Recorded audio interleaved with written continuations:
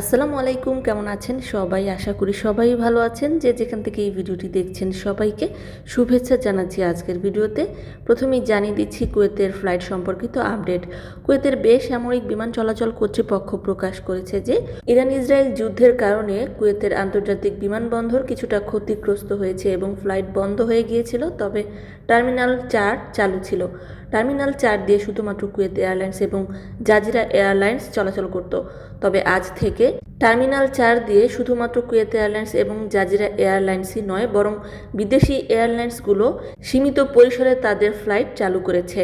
আশা করা যাচ্ছে যে সকল এয়ারলাইন্সগুলো বন্ধ রয়েছে সেগুলো পুনরায় চালু হয়ে যাবে। ফ্লাইটের ব্যাপারে কর্তৃপক্ষ প্রকাশ করেছে যে যেসব এয়ারলাইন্স পুনরায় ফ্লাইট পরিচালনা করতে আগ্রহী তাদের সঙ্গে সমন্বয়ের মাধ্যমে ফ্লাইট সূচি নির্ধারণ করা হবে এবং এই পদক্ষেপের লক্ষ্য হলো যাত্রীদের প্রয়োজন মেটানো এবং কুয়েতে আসা যাওয়া করা নাগরিক ও প্রবাসীদের জন্য আরও বেশি ভ্রমণের সুযোগ নিশ্চিত করা। তবে কর্তৃপক্ষ ফ্লাইটে অংশগ্রহণকারী সকল যাত্রীদের বিমানবন্দরে যাওয়ার আগে নিজ নিজ এয়ারলাইন্সের সঙ্গে যোগাযোগ করে ফ্লাইটের সর্বশেষ তথ্য ও আপডেট জেনে নেওয়ার আহ্বান জানানো হয়েছে। জানিয়ে দিচ্ছি দূতাবাস হতে প্রকাশ করা আরও একটি গুরুত্বপূর্ণ আপডেট।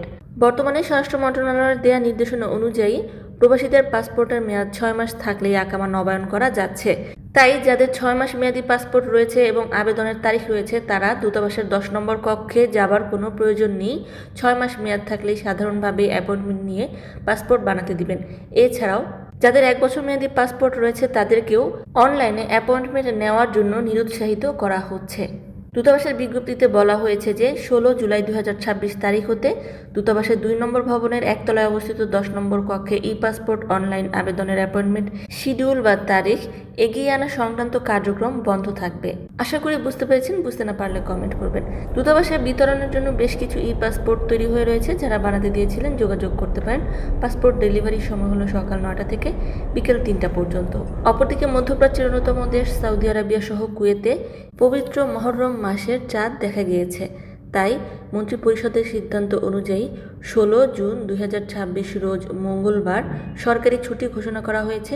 17 জুন বুধবার থেকে যথারীতি সকল প্রকার মন্ত্রণালয় সহ সরকারি কাজ খোলা থাকবে। মহররমের ছুটিতে কুয়েতস্থ বাংলাদেশ দূতাবাসও বন্ধ থাকবে। কুয়েতের সর্বশেষ কারেন্সি হলো কুয়েতি 1 দিনারে বাংলাদেশি 400 টাকা। সর্বশেষ গোল্ড প্রাইস হলো 1 গ্রাম 22 ক্যারেট স্বর্ণের দাম 40 দিনার 330 পয়সা। কারেন্সি এবং গোল্ড প্রাইস সময়ের তারতম্যে কম বেশি হতে পারে। সম্মানিত ভিউয়ার্স, আজকের মতো এই ছিল আপডেট। পুরো ভিডিওটি দেখার জন্য ধন্যবাদ।